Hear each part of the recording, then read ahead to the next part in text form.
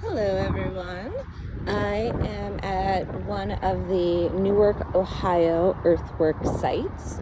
I'm just going to do a little video for you here of these monumental mounds and the patterns that they're making. So I'm on an artist residency nearby, and this being one of them, and it is a circle, and then very nearby, only about a mile or two away, is another hexagon that I have some photos of as well. And each of them, it's interesting, they're built by an indigenous peoples, which there's no prescribed name, assigned name to them other than the Hopewell culture, and that being the person, the anthropologist, archaeologist that discovered it. But there's no other markings of what the indigenous community was called. So they have several throughout Ohio, and together they all unite to combine into a UNESCO site. So these two that are here in Newark, Ohio, are interesting in that though they're not specifically to mark any sort of lunar time or astronomy, they do align, and it's interesting because they align with a time period at 18.6 years to complete the northernmost lunar rise.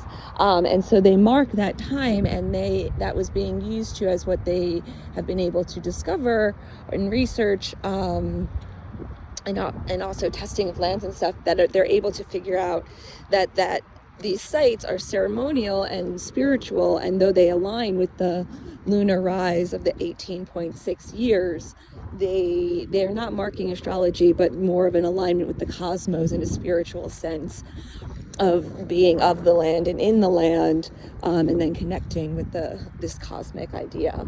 So this site here, I was able to speak to one of the docents. So has become the large mounds is what has been created, and we can see these divots, yet the divots that we see, there's not enough earth in the mounds to just be coming from this here. And so a lot of the material, some of the material is local, but others come from thousands of miles.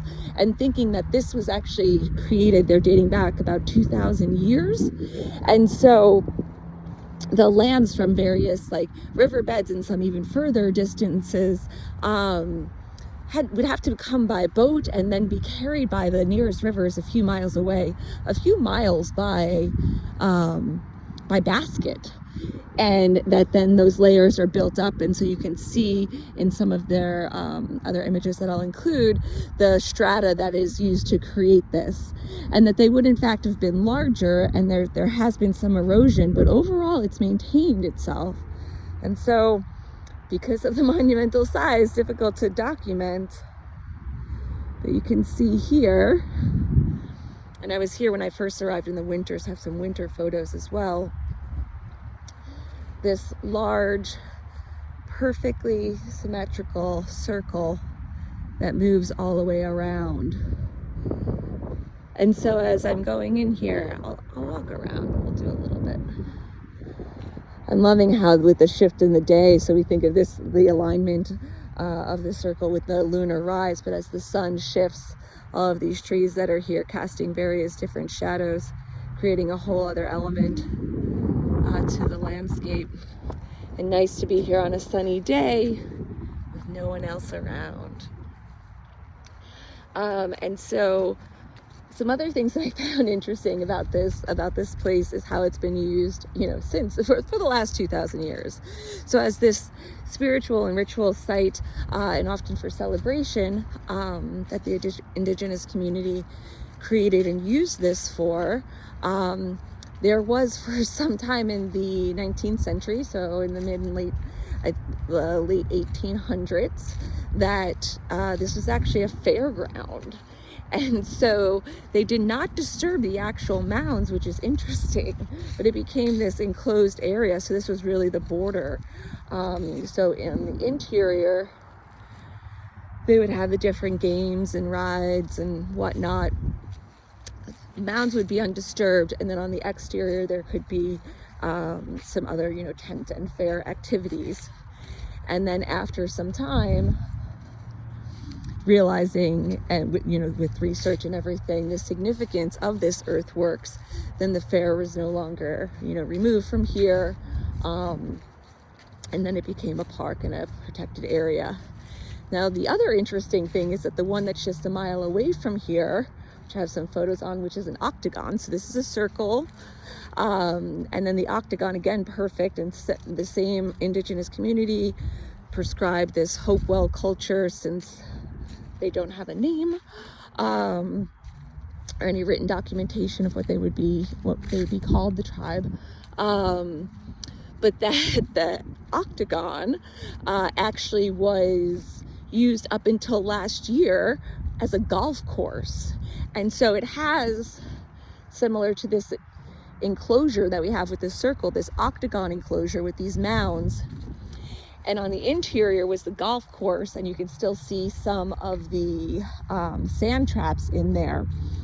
And when the golf course had been there on a 100-year lease, and it actually turned into a lawsuit and a debate over what to get the golf course wanted to stay and maintain their 100-year lease, and the town wanted them out to protect the area.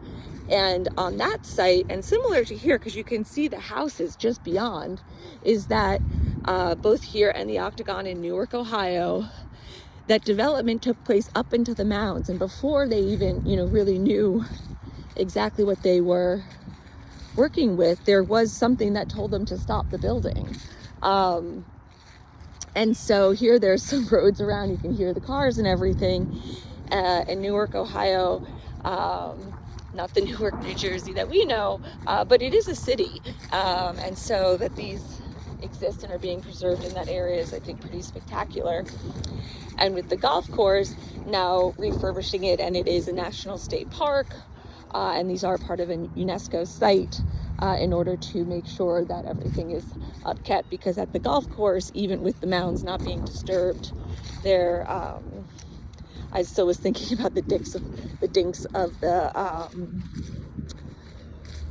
the golf balls that would be going into them and what that's doing. So they're going to be doing some more excavation there and figuring out more about these communities. So hope you guys enjoy. I'm going to sign off now and continue my nice walk around this space, as I did with the Octagon. And there is something quite meditative in just walking around this space and thinking about 2,000 years ago, and by hand, people transporting land from all these different areas and bringing them to create this sacred space. Thanks all.